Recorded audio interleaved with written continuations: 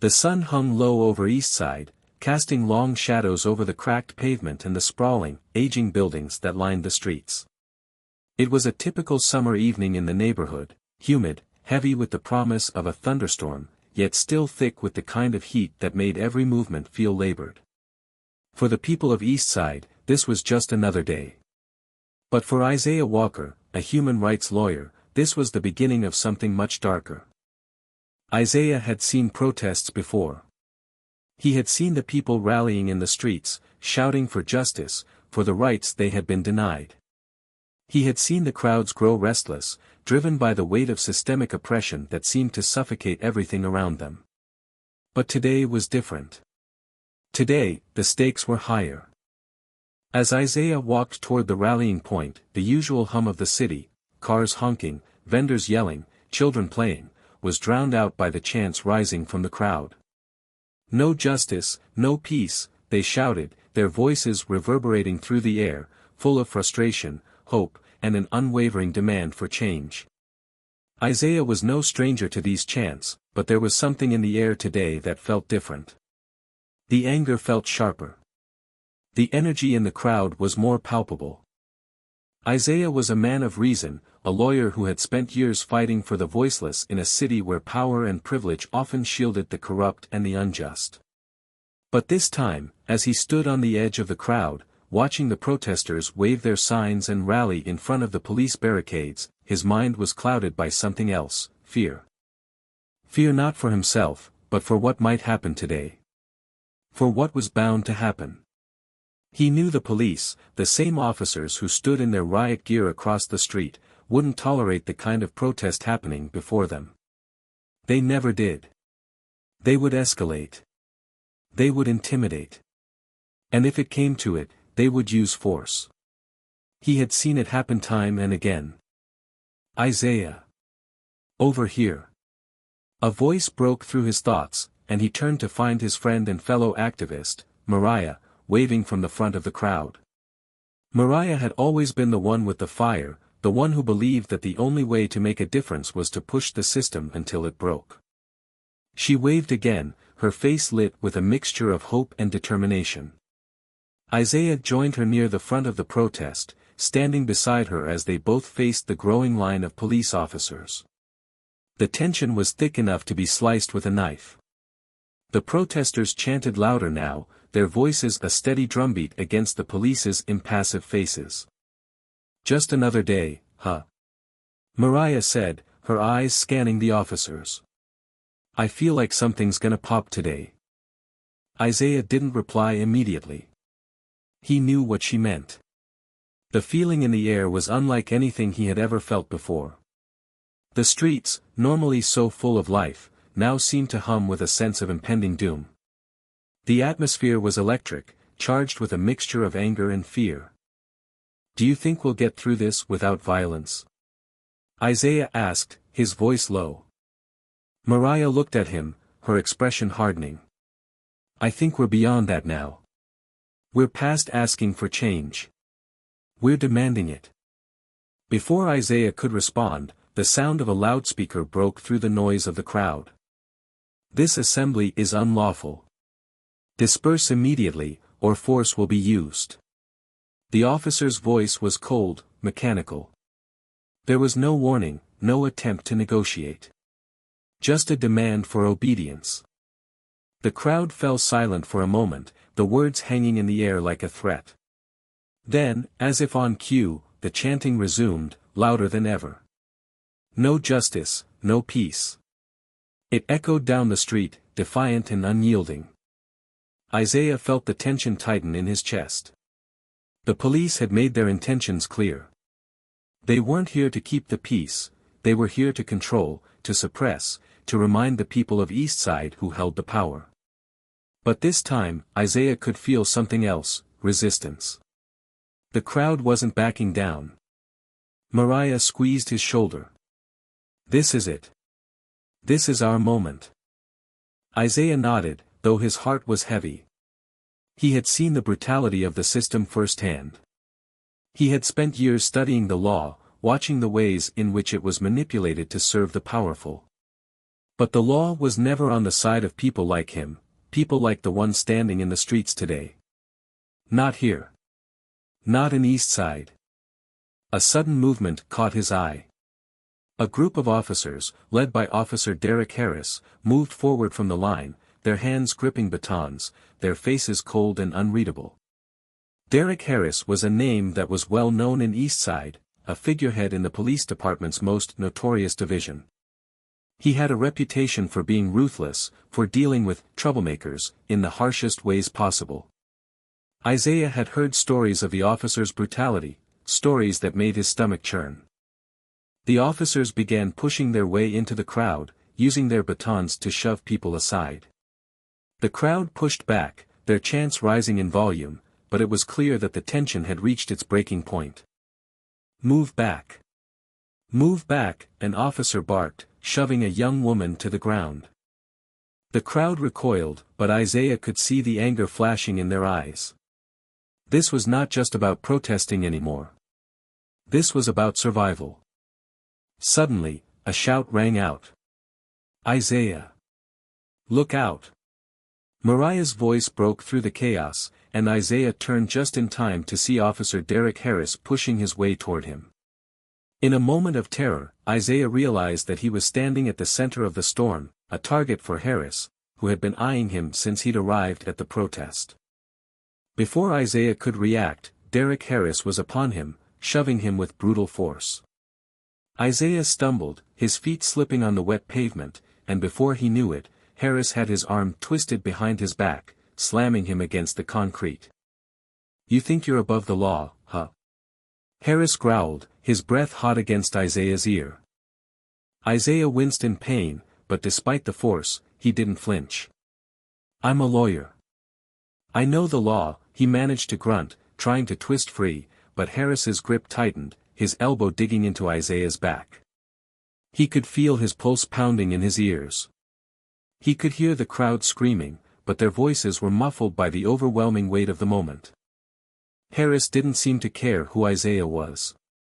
To him, Isaiah was just another protester, just another face in the crowd. He didn't know Isaiah's reputation, didn't know that he was a respected human rights lawyer, that he had fought for justice in ways most people only dreamed of. No, in Harris's eyes, Isaiah was just another threat to the authority he held so dear. "Let him go!"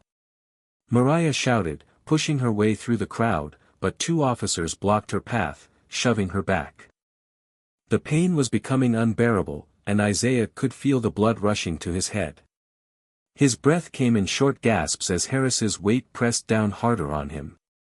The protests around him grew louder, more chaotic, but it was as if time had stopped for him. With one last desperate push, Isaiah managed to twist his arm free, but Harris wasn't done.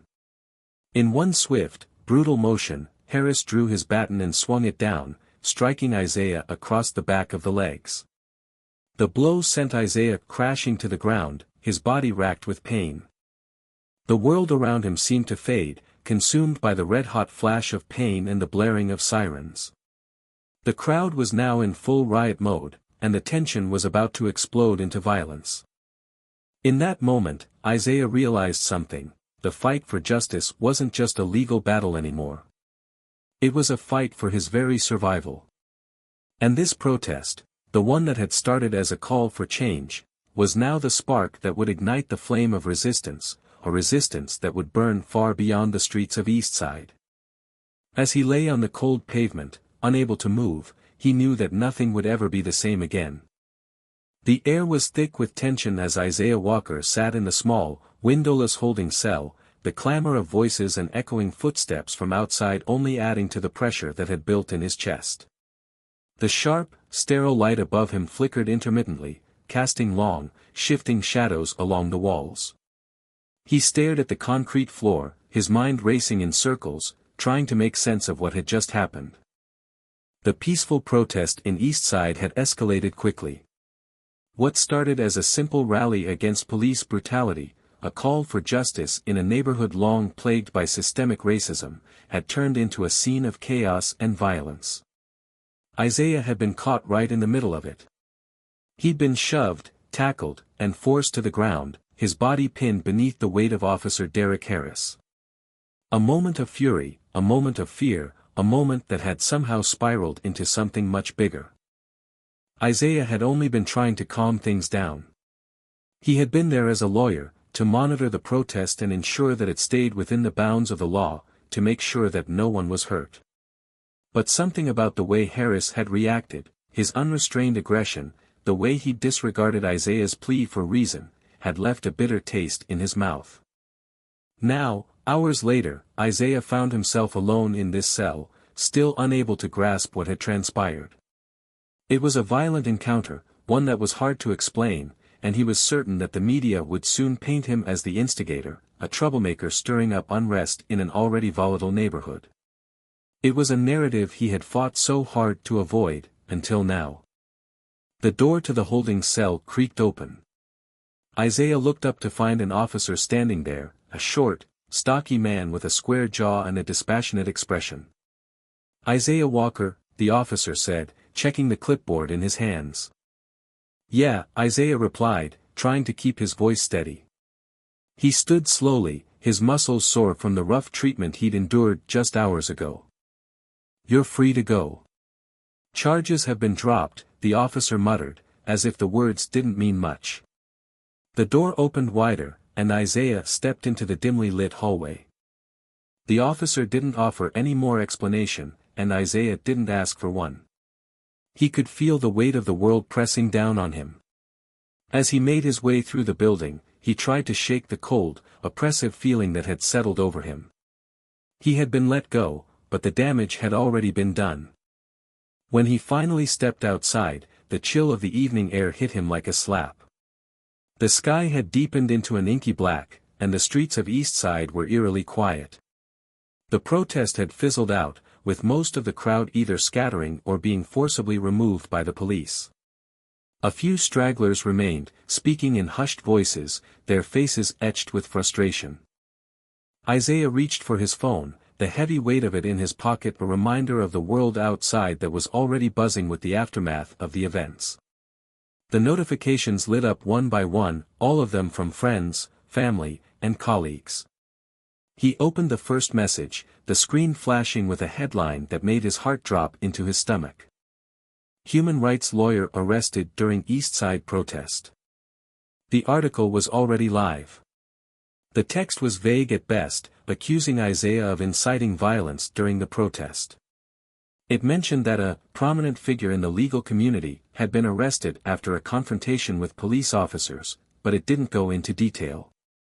The words agitator and unruly popped up more than once, each one an insidious twist in the narrative.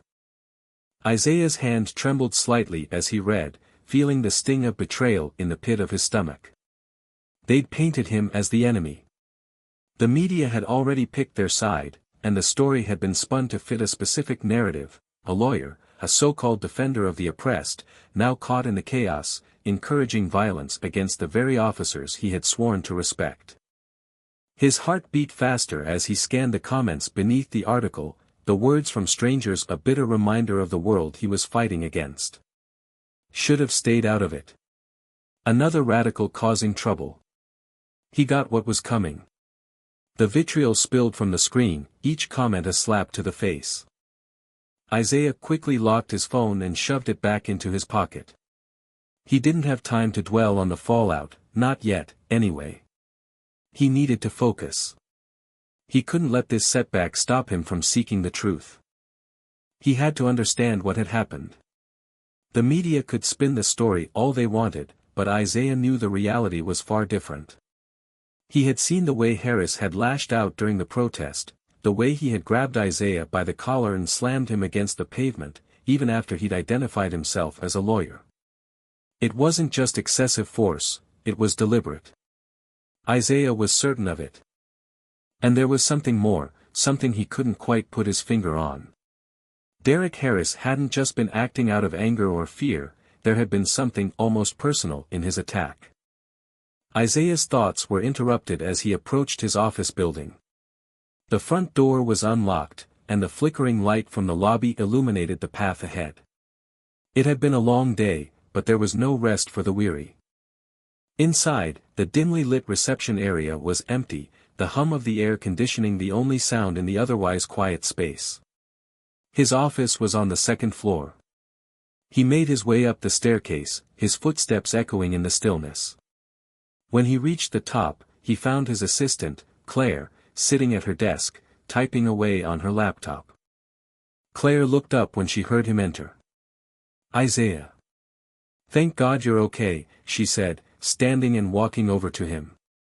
She was a young woman in her late 20s, sharp-witted and compassionate, someone who had been by his side through countless cases. "I'm fine," Isaiah muttered, but the words felt hollow. His body was bruised, sore, but it was the damage to his reputation that hurt the most. "What's the latest?" She hesitated, then handed him a stack of papers. "I've been going through the police reports from the protest. They're not accurate." Isaiah's eyes narrowed as he scanned the pages. The discrepancies were glaring. The reports claimed the protest had become violent, with Isaiah at the center of it all, encouraging others to assault the police officers. It painted a picture of a carefully orchestrated attack, one that Isaiah knew wasn't true. But it wasn't just the reports themselves that bothered him, it was the timing. These reports had been filed almost immediately after his arrest, meaning they were likely written without any actual investigation. Isaiah's mind began to race. They weren't just covering up what happened, they were shaping the story from the very beginning, preparing to defend themselves against the inevitable backlash. He could already imagine the headlines: "Protesters escalate violence, human rights lawyer arrested for inciting riot."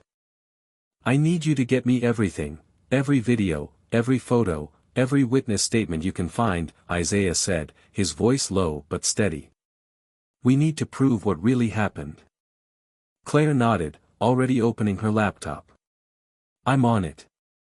Isaiah sat down at his desk, his mind turning over the pieces of the puzzle.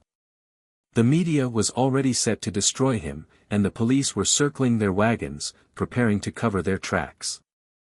It was the same old story, an institution built on power, using that power to bury the truth. But Isaiah wasn't going to let that happen. He wasn't going to let them spin this narrative, wasn't going to let them silence him. The fight for justice had only just begun. The next few days were a blur. Isaiah spent every waking moment digging deeper into the police reports, the media coverage, and the evidence that was being quietly collected. The public image of him as an agitator, a troublemaker, began to solidify, and with it, the pressure on him grew heavier. Everywhere he went, people looked at him differently, some with suspicion, others with contempt. The narrative was already in place, and it was clear that the deck was stacked against him. But Isaiah had always known that the road to justice was never easy. He just hadn't expected it to be this hard. As the week wore on, Isaiah found a small glimmer of hope, a video from a bystander, posted on social media, showing the moments leading up to the altercation. The footage was shaky, and the sound was muffled, but there was one thing Isaiah knew for sure: the police had started the violence. And with that, the battle for the truth was far from over. He was ready. Isaiah Walker sat in his office late into the night, the glow of his desk lamp the only light in the otherwise dim space. The city outside his window was alive, the sounds of honking cars, distant sirens, and the hum of traffic a constant reminder of the world that moved on, indifferent to the turmoil he was now facing. He hadn't left the office in hours. His fingers were stiff from typing, his eyes sore from scanning page after page of police reports, legal documents, and media articles. The media narrative was clear: Isaiah Walker had been at the center of the chaos, a lawyer turned agitator, a rabble-rouser trying to undermine the very fabric of law and order. Every news outlet had run with the same version of events, with a few variations. Some spun the story with subtle disdain, others with outright hostility. But no matter how they framed it, one thing remained true: the police were always painted as the protectors, and Isaiah as the villain. But as he scrolled through the evidence, Isaiah began to see something else, something that sent a chill down his spine. This wasn't just a single act of police brutality. This was a pattern, one that had been going on for years. And at the center of it all stood Officer Derek Harris. Isaiah leaned back in his chair, rubbing his temples. The pieces of the puzzle were starting to fall into place. He had seen Harris's name before, many times, in fact. Harris wasn't just a street cop, he was a regular feature in the public records of police misconduct. The more Isaiah dug, the clearer it became that Harris was not just an officer caught in the heat of the moment. He was part of a larger, systemic problem. A rogue cop, unchecked and unaccountable, operating with impunity in a department that was either too corrupt or too indifferent to stop him. Isaiah's stomach turned as he clicked through the files, finding an alarming number of reports of excessive force, falsified records, and even cases of assault on peaceful protesters. But each time, the investigations had been conveniently closed, the officers involved let off with a slap on the wrist, if they were investigated at all. Derek Harris's name kept popping up, again and again, yet nothing ever stuck. Isaiah's hands shook as he went through one of the older reports. It was from a protest 5 years ago, also in Eastside, where Harris had been accused of using excessive force during a demonstration about police brutality. The details were chilling. Harris had been caught on camera throwing a young man to the ground, his knee pressing into the protester's back as he screamed for mercy.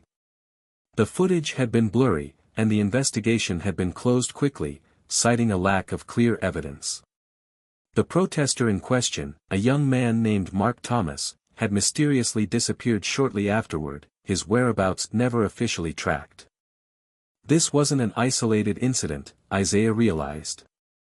This was a pattern of violence, a cycle of corruption and cover-ups that extended beyond Harris himself.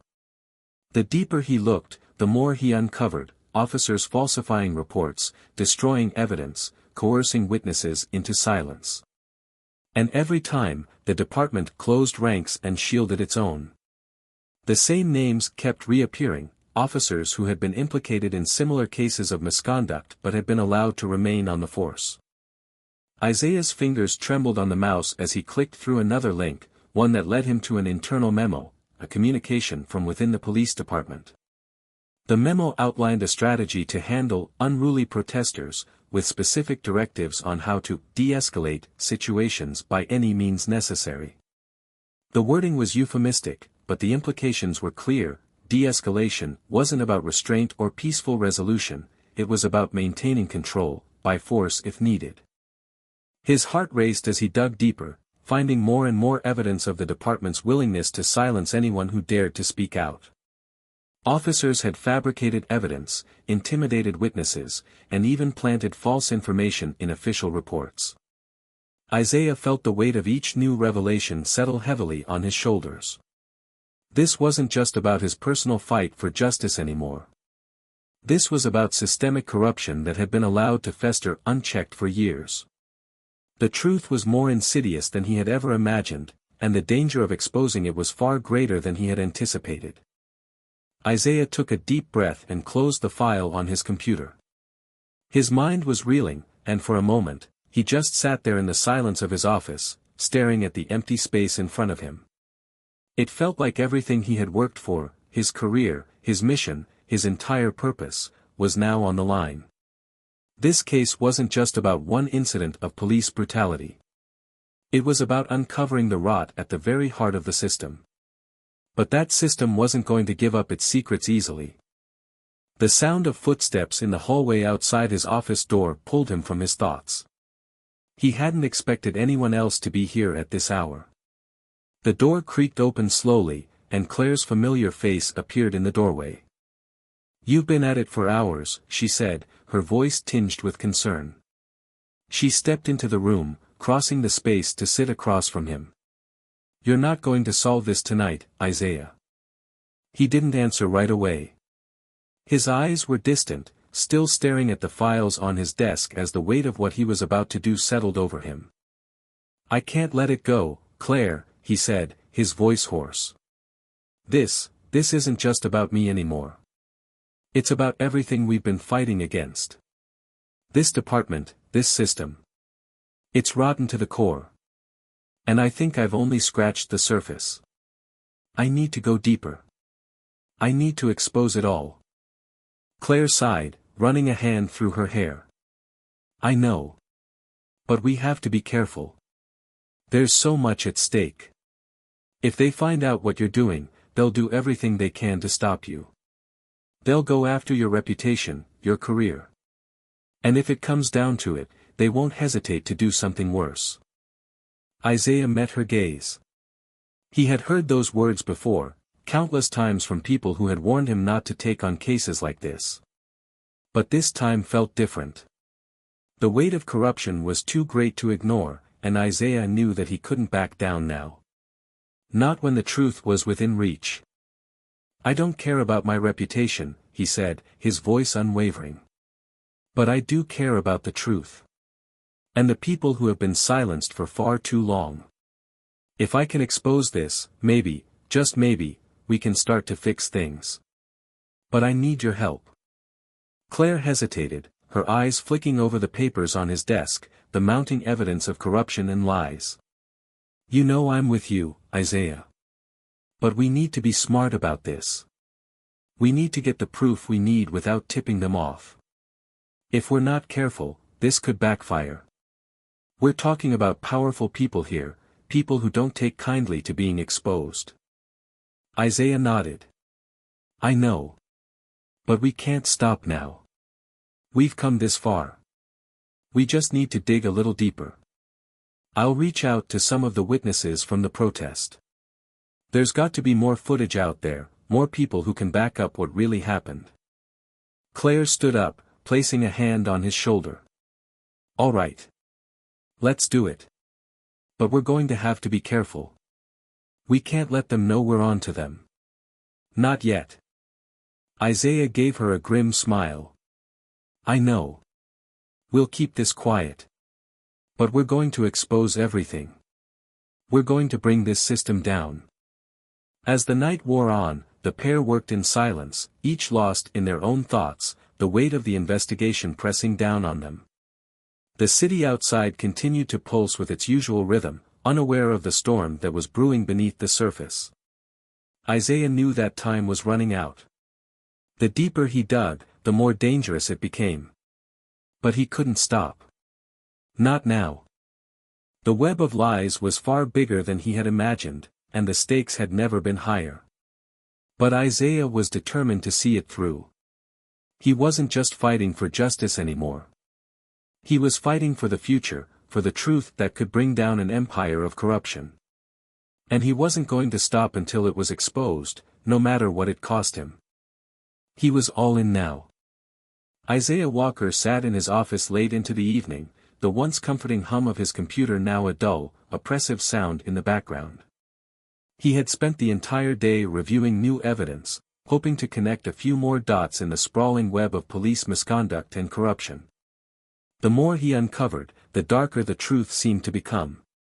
But as he scrolled through the latest batch of documents, something felt off. It wasn't just the information, there was a nagging, unsettling sensation growing at the back of his mind, a feeling that someone was watching him, waiting for him to slip up. The phone rang, pulling him from his thoughts.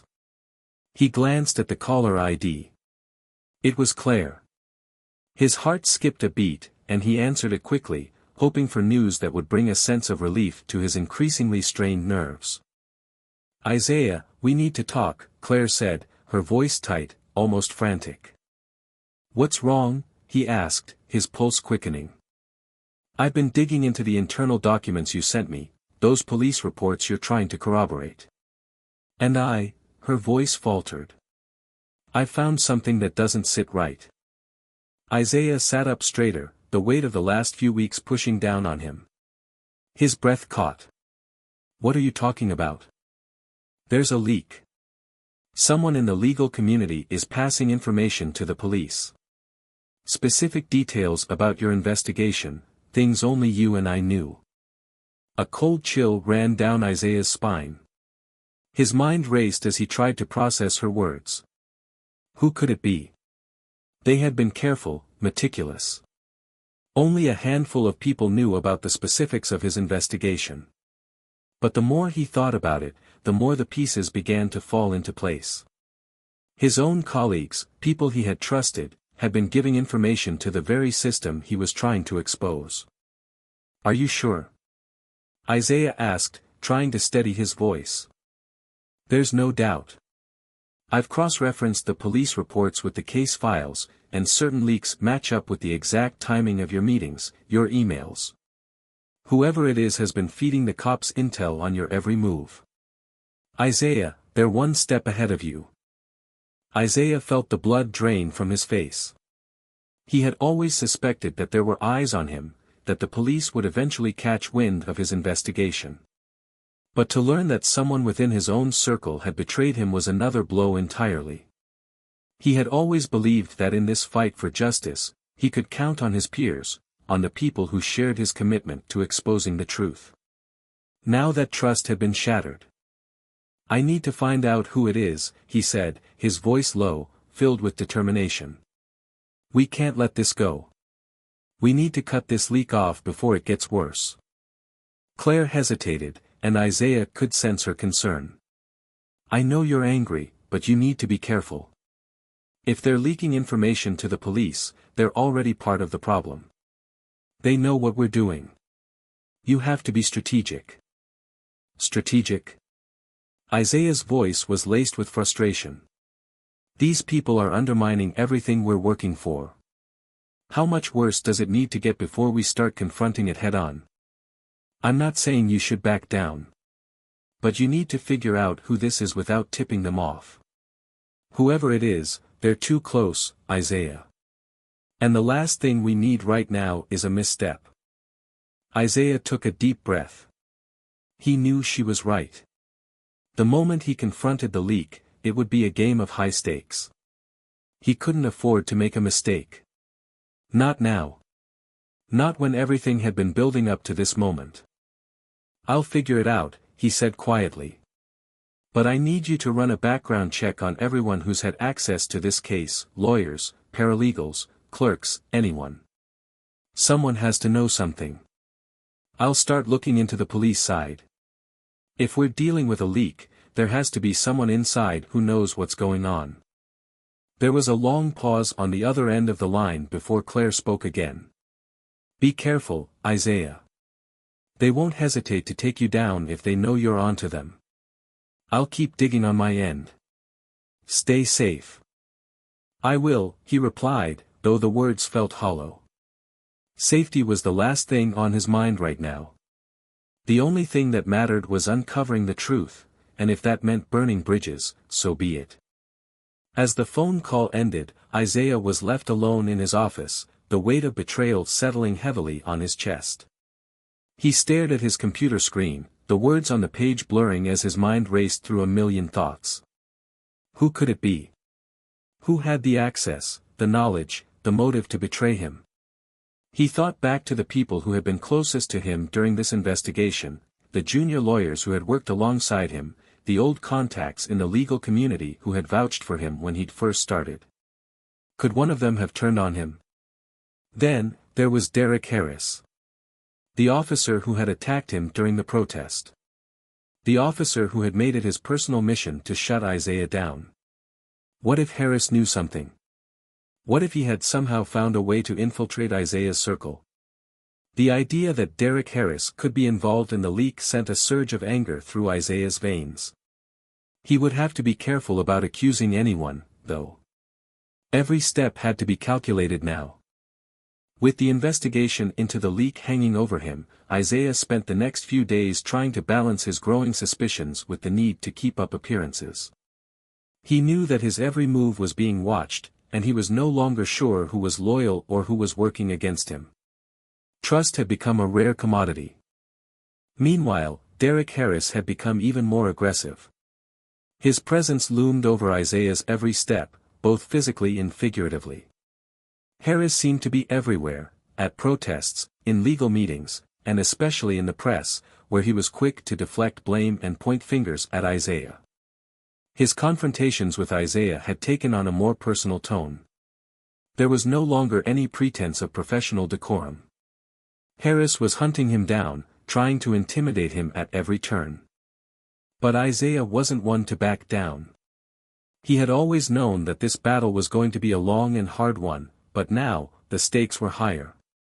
Every phone call, every email, every conversation felt like it could be the one that exposed him, if not for the leaks, then for something even worse. The city was closing in around him, and there was no way out except forward. He had to keep pushing. He couldn't afford to stop. As he walked through the courthouse one morning, a brief encounter caught his eye. An older colleague, someone Isaiah had looked up to for years, had just finished speaking with a police officer in the hallway. They exchanged pleasantries, but something about the interaction made Isaiah uneasy. The officer, Derek Harris's associate, seemed to know the lawyer, and the lawyer, in turn, appeared too familiar with the officer's presence. Was there something more going on here than he realized? Isaiah's gut twisted as he watched the interaction from a distance. The unease gnawed at him, a feeling that he couldn't shake. He needed answers, and the answers were closer than he realized.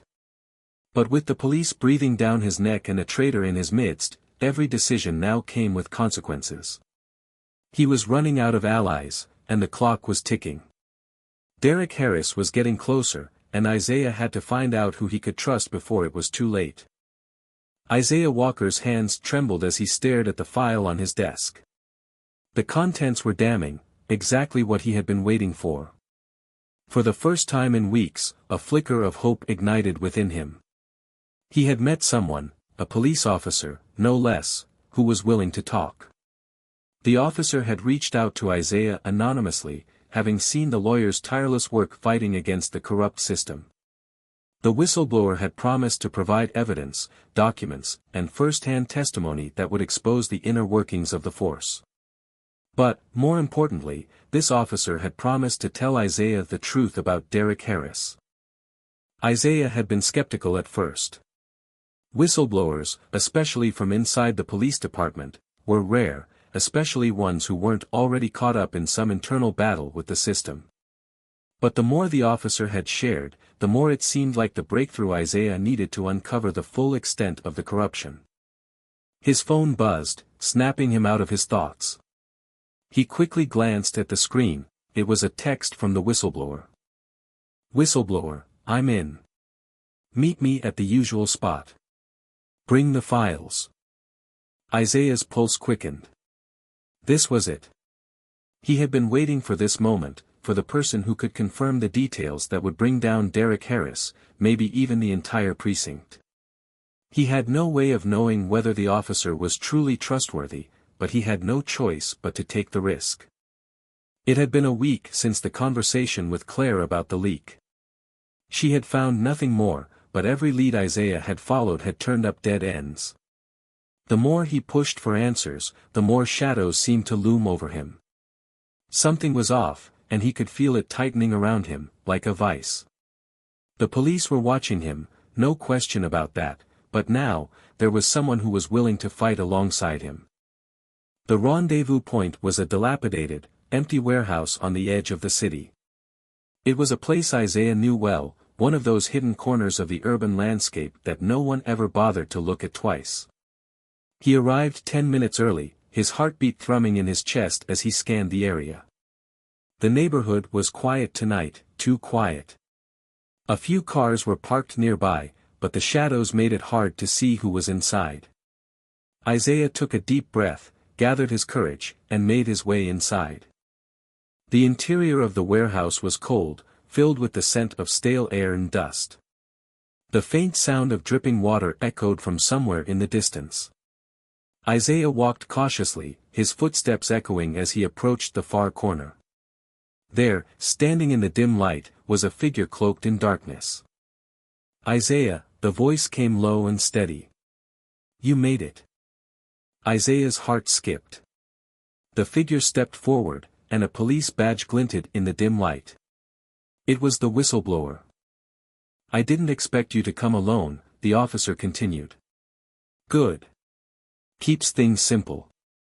Isaiah studied the officer closely, trying to get a read on the person who had come to him with the truth. The officer was taller than he expected, dressed in plain clothes, jeans, a hoodie, and a baseball cap pulled low over their eyes. The voice was familiar, but there was no way for Isaiah to know the person's identity just from that. "I brought the files like you asked," Isaiah said, holding up the stack of papers in his hand. "But I need to know what you're willing to give me. I need the truth about Harris." The officer nodded, and the small, silent exchange between them was charged with the weight of their shared mission. They had been walking on thin ice since the moment they decided to meet in person. One wrong move, and both of them would be exposed. "I've got the evidence you need," the officer said, stepping closer. "But you have to understand, this is bigger than Harris. The corruption runs deep. It's not just him, it's people in high places, people who control this city. They'll do anything to keep their secrets safe. Anything." Isaiah nodded grimly, his fingers tightening around the edge of the papers. "I'm ready." The officer handed him a USB drive. It was small, inconspicuous, but the weight of it felt like 100 pounds in Isaiah's hand. "Everything you need is on here," the officer said. "Documents, recordings, testimonies, proof that Harris and his department have been involved in multiple cover-ups. This isn't just about the protest. This goes back years. It's all connected."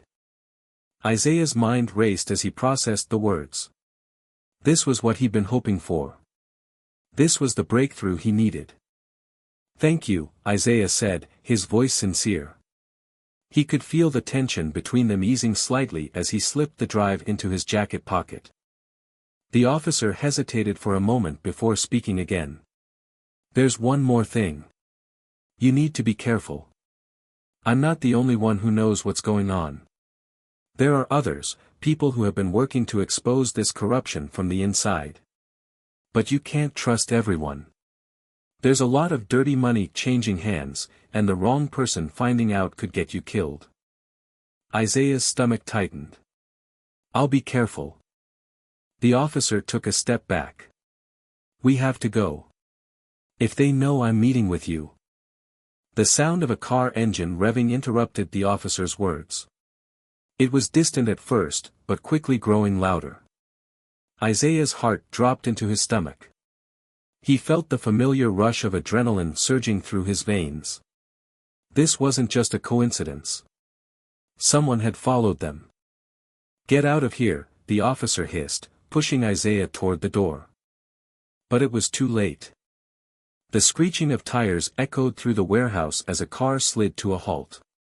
Two figures jumped out, their silhouettes illuminated by the headlights. The officer's expression shifted, eyes wide with panic. Isaiah didn't need to ask who they were. He knew. They were coming for both of them. "Run," the officer shouted, pushing Isaiah forward. Without thinking, Isaiah bolted out of the warehouse, his footsteps pounding on the cracked pavement. He could hear the officers behind him, shouting, their footsteps growing closer with every second. His heart was in his throat as he pushed himself harder, faster. He couldn't stop now, not when he was so close to the truth. But just as Isaiah reached the end of the alley, he heard a loud, sickening sound, like a body hitting the ground. He turned, panic rising in his chest, and saw the officer collapse to the ground in a heap. The two figures from the car had caught up, their weapons drawn. Isaiah froze in horror. The officers didn't hesitate. They didn't even seem to care about the noise. One of them raised a gun, aimed at the officer, and fired. A muffled shot rang out, and the officer's body jerked. For a moment, everything seemed to freeze. Then, the officer was still. Isaiah's mind reeled, his legs weak beneath him. He had just witnessed a murder, someone who had tried to help him, someone who had trusted him. And now, they were gone. The world around him spun as the realization hit, this was the cost of justice. This was what happened to those who fought against the system. The officers walked away, leaving the officer's lifeless body behind. Isaiah stood there, frozen, unable to move, his hands shaking uncontrollably. The cold night air bit into his skin, but he couldn't feel it. All he could feel was the heavy weight of loss, of betrayal. This was no longer just an investigation. This was a war. And now, it was personal. Isaiah's eyes narrowed as he stepped forward, his resolve hardening. The whistleblower was dead, but his mission was far from over. He would expose Derek Harris and the entire corrupt system, no matter the cost. The loss only fueled the fire inside him. He had nothing left to lose. And he would make them all pay. The sound of the protesters chanting outside his office was impossible to ignore. Isaiah Walker sat behind his desk, staring at the small TV in front of him, a screen filled with images of his own face, an image that had been broadcasted all over the city, then across the state, and soon, the nation.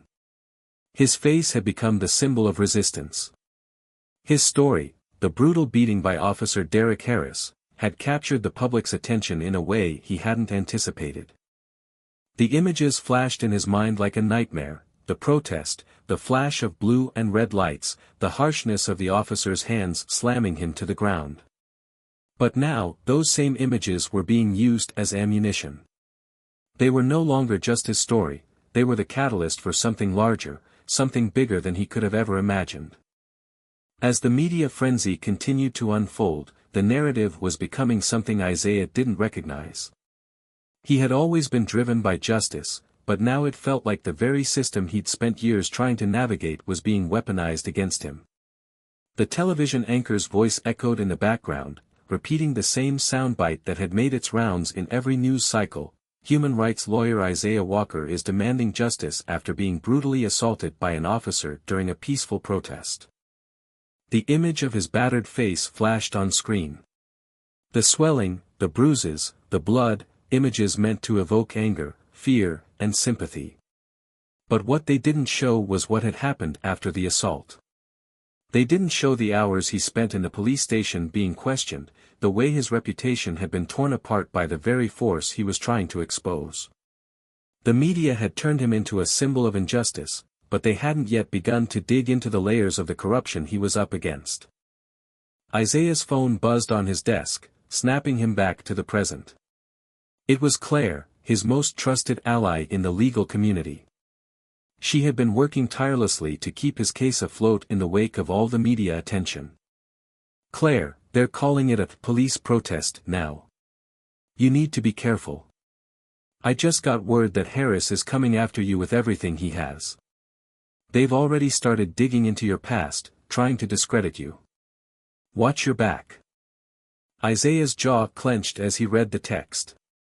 The fight he was in had moved beyond just an attack on him, it was now a battle for his character, his reputation. If the police could frame him as a troublemaker, as an agitator, they could undermine everything he was working to expose. But Isaiah wasn't going to back down. Not now. Not after everything he had witnessed. He took a deep breath and grabbed his phone, opening his social media accounts. The hashtag Justice for Isaiah was trending across multiple platforms. Videos of his protest had gone viral.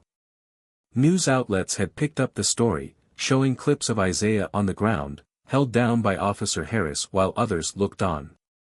It was a perfect storm of outrage. Isaiah tapped the screen and began to type. Isaiah's post, "The truth will never be silenced. I will not be broken. This fight is about more than me, it's about every person who has suffered at the hands of a corrupt system. Derek Harris and the officers like him will be held accountable. Hashtag Justice for Isaiah, hashtag End Police Brutality." He hit post, then leaned back in his chair, feeling the weight of his words settle around him. It was the first time he had used his platform like this, his voice now amplified to thousands of people. But the media wasn't done with him yet. Over the next few hours, the pressure only escalated. Protests in the city grew larger, more organized. The streets that had once been quiet, that had once been the backdrop for a divided community, were now filled with people standing in solidarity with Isaiah. Signs with his name and face were everywhere. Justice for Isaiah. No more silence. And it wasn't just in the streets. Local activists, social media influencers, even prominent figures from all walks of life began calling for a full investigation into the incident. What had started as a single act of police brutality was now a national conversation. It seemed as though the tide had turned against the police force. The public was demanding answers. Isaiah's phone didn't stop ringing. His inbox was flooded with messages of support from every corner of the city, but there were also whispers, people trying to warn him of the forces now conspiring against him. One message caught his eye. It was from an anonymous user on Twitter. "Anonymous, they're coming for you. Harris has friends in high places. They won't let you win." The message was cryptic, but it sent a chill down Isaiah's spine. He had known the risks all along, but seeing it laid out in such stark terms made everything feel that much more real. The police, the system, they weren't going to let this go without a fight. As the days passed, the situation only grew more intense. The protests weren't just happening in Eastside anymore.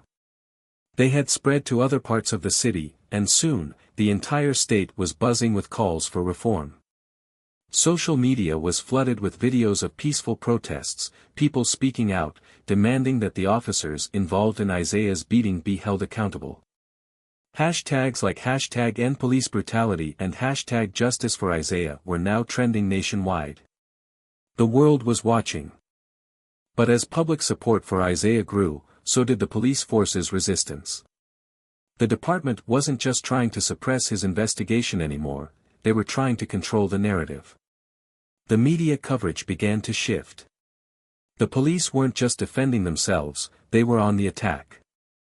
News outlets began reporting on Isaiah's past. They dug into his cases, looking for any hint of controversy. His work as a human rights lawyer became the subject of scrutiny. They accused him of stoking division, of being a radical, of using his position for personal gain. They even went as far as questioning his integrity as a lawyer, attempting to paint him as a self-serving agitator rather than a man seeking justice. Then came the smear campaign. It was subtle at first, a few tweets from anonymous accounts. But soon, the attacks escalated.